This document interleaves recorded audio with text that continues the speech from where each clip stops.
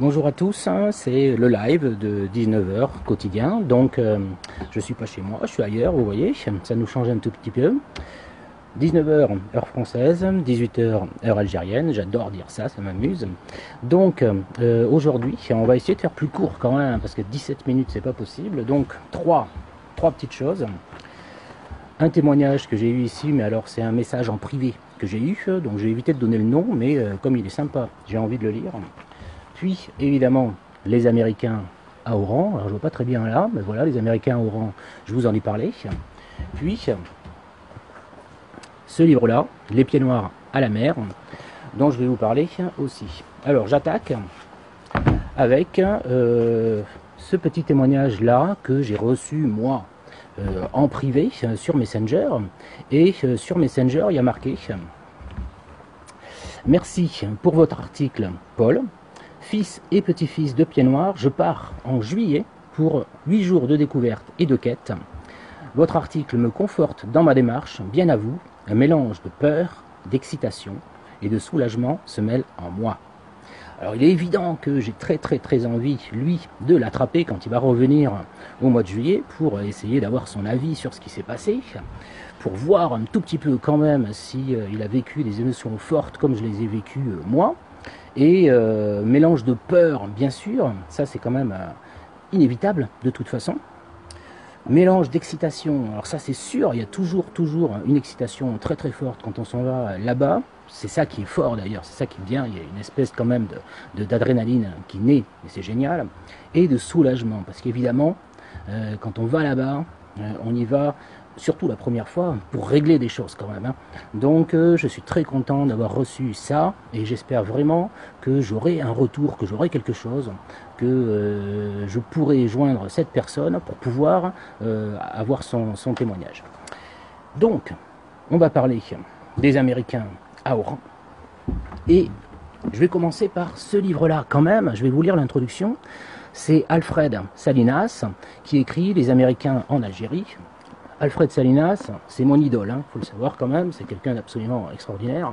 Il a grandi à la marine et il connaît parfaitement Oran, il a fait des tas de choses dans sa vie après, c'est devenu un chercheur et il passe des années et des années dans les archives.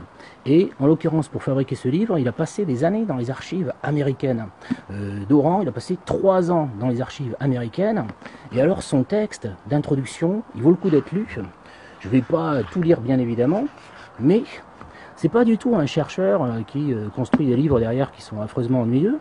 Au contraire, c'est quelqu'un qui, coucou Francine, salut Marie, c'est quelqu'un qui fait des choses qui sont juste formidables parce qu'il va romancer tout ce qu'il écrit, même si ça reste quand même un livre d'histoire. Mais c'est un livre d'histoire qui est avec une narration très forte. Et alors je vous lis le début, le premier chapitre, qui est la préparation du débarquement à Oran. Bon. Des froussards, c'est résistant. Alors déjà, on est d'emblée dans un livre qui ne ressemble pas du tout à un livre d'histoire. D'ordinaire, Ridway Knight, le vice-consul américain d'Oran, savait maîtriser ses émotions. Ses fonctions l'avaient rompu à une certaine retenue, mais en cette soirée du lundi 2 novembre 1942, alors qu'il regagnait à pied sa chambre du grand hôtel de la place de la Bastille, après s'être réuni tout près de là dans un appartement du 4 Square Garbet, avec une dizaine d'opposants locaux au régime de Vichy, il ne pouvait décolérer. Quelque chose l'avait choqué, contrairement à ses attentes. La réunion s'était mal passée. Se conformant aux instructions de son supérieur Robert Murphy, délégué personnel du président Franklin Roosevelt en Afrique du Nord, il avait prévenu ses interlocuteurs de l'imminence d'un débarquement des troupes alliées sur les plages de l'Oranie, dans le cadre de l'opération Torche, sans leur dire toutefois que celui-ci se ferait dans moins de 6 jours, c'est-à-dire le dimanche 8 au matin. Débarquement des Américains à Oran. C'est génial comme histoire, ça. Ces Américains, ils ont débarqué là. Alors ça, je soupçonne que c'est sur les plages, la plage des Andalouses, probablement, parce que les Américains, ils ont débarqué à 3 endroits. Ils ont débarqué sur la plage des Andalouses, ils ont débarqué à Arzeu, et évidemment, ils ont débarqué dans le port d'Oran. Et aux Andalouses, ils sont passés sur le côté pour arriver vers Oran par derrière. Arzeu, ils sont passés sur les côtés pour arriver au Oran par derrière. Les 2 armées américaines qui arrivaient des Andalouses, qui arrivaient d'Arzeu, se sont rejoints derrière Oran.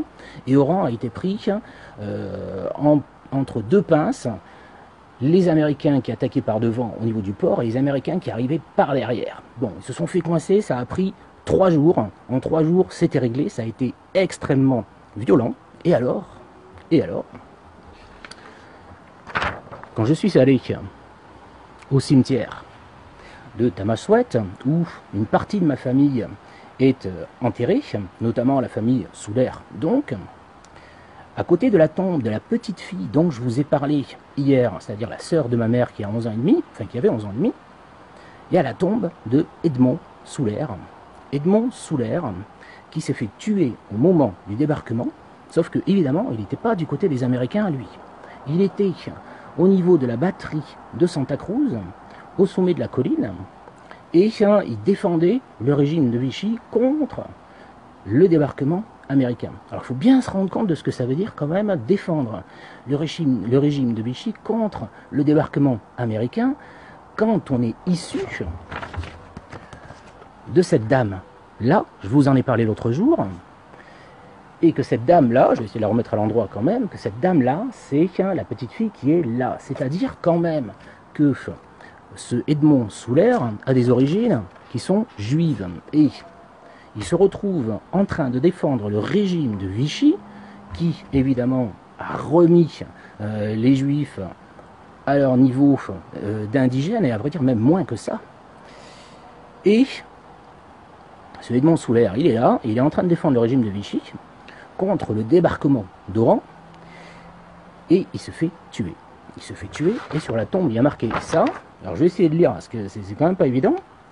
À mon fils chéri Edmond Souler, tombé, alors là je vois pas très bien ce qu'il y a écrit, on va dire tombé courageusement pour la France, le 9 novembre 1942, à l'âge de 20 ans. 9 novembre 42, le débarquement il a lieu le 8 novembre 42, il va prendre 3 jours, ça va être réglé le 10 novembre. Et alors il faut savoir que ce petit Edmond Souler, il meurt au fort de Santa Cruz, mais c'est la débâcle totale, et il reste, je sais pas, au moins 24 heures là-haut, dans le fort de Santa Cruz, et c'est ma grand-mère, c'est-à-dire, mon arrière-grand-mère, c'est-à-dire Mémé Souler, Meriem Souler, qui va être obligée de grimper toute seule jusqu'au sommet du fort de Santa Cruz pour aller récupérer le corps de son fils, le redescendre et venir l'enterrer au cimetière de Tamasouet. Autant dire qu'on est dans une histoire incroyable où la grande histoire du débarquement à Oran, qui va prendre 3 jours, qui se fait assez violemment, rejoint ma petite histoire familiale. Et ici, je salue évidemment mon cousin Marc-Antoine qui m'a beaucoup appris sur cette histoire-là. Et j'ai été, bon, comme je le connaissais pas du tout, comme ça remonte quand même à loin, je peux pas dire que ça m'a provoqué des émotions particulières, j'allais juste dire, pour moi qui regardais ce fort de Santa Cruz comme un objet décoratif espagnol, maintenant à chaque fois que je le regarde, j'ai une toute petite pensée pour ce Edmond Souler qui est resté là-haut, tout seul, mort, pendant probablement 24 heures, et je vois mon arrière-grand-mère qui monte petit à petit pour aller se le chercher là-haut et pouvoir aller l'enterrer à Tamasouet. Voilà pour l'histoire des débarquements des Américains à Oran. Dernier point, cette BD-là, Les Pieds Noirs à la mer, cette BD-là, elle est assez extraordinaire. Elle est vraiment destinée aux enfants de Pieds Noirs. C'est un enfant de Pieds Noirs qui l'a écrit, et il raconte d'une manière tellement juste, salut Catherine, il raconte de manière mais tellement juste comment ça pouvait se passer dans beaucoup de familles pieds noirs, alors pas toutes les familles pieds noirs, là, je ne veux pas généraliser, mais enfin quand même dans beaucoup de familles pieds noirs, pour les enfants de pieds noirs qui se retrouvaient confrontés à la fois de la nostalgie, on va dire, et à la fois de la rancœur, de la colère, de l'énervement, etc. Ce qui fait que ça n'a pas été simple dans les familles, comme je l'ai dit l'autre jour quand j'ai parlé de la transmission, parce qu'on me parlait de transmission de nostalgie. Il n'y a pas de transmission de nostalgie, il y a une transmission qui est dure.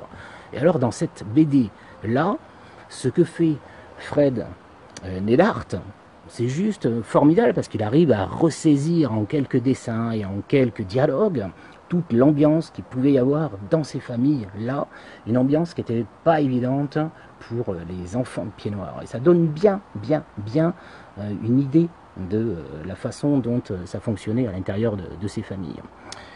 Voilà, je vais m'arrêter pour le live. Je crois que j'ai une connexion qui n'est pas géniale et je suis très embêté. J'espère quand même que vous avez réussi à suivre certaines choses. Je vous remercie d'avoir été là. On se retrouve demain à la même heure, 19h heure française, 18h, j'arrive pas à le dire, c'est incroyable, donc je répète, 19h heure française, 18h heure algérienne, et je vous dis ciao.